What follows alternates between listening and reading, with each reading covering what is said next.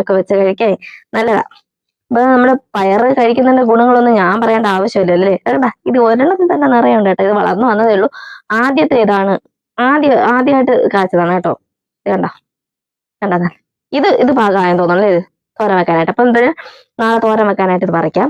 പിന്നെ വേറെ ഇത് ഞാൻ പച്ച പയർ നട്ടത്, ഈ വെള്ള പയർ നട്ടത് സംഭവം ഇവിടെ എവിടെ ഒരു വെള്ള പയർ നട്ടതേ, വെള്ള പയർ നട്ടത് സംഭവം അത് വെള്ളയൊന്നും വന്നില്ല, പച്ചയാണ് വന്നത്. ഇവിടെ കീര നട്ടിട്ടുണ്ടായിരുന്നു. കീരേനെ ഇവിടെ കാണാനില്ല.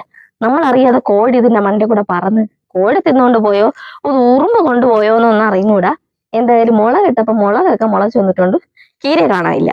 പിന്നെതാ നമ്മുടെ പയർ, ഇതാണ് കറുത്ത പയർ. കണ്ട സംഭവം ചുമന്ന പയർ. ചുവന്ന പയർ എന്ന് പറഞ്ഞാൽ നമ്മൾ വാങ്ങിച്ചത് ചുമന്ന പയർ, വെള്ള പയർ, പച്ചപ്പയർ അങ്ങനെയാണ് വാങ്ങിച്ചത്. പക്ഷെ ചുവപ്പൊന്നുമല്ല, ഇത് കറുത്ത പയറാ. കണ്ട കറുത്ത പയർ.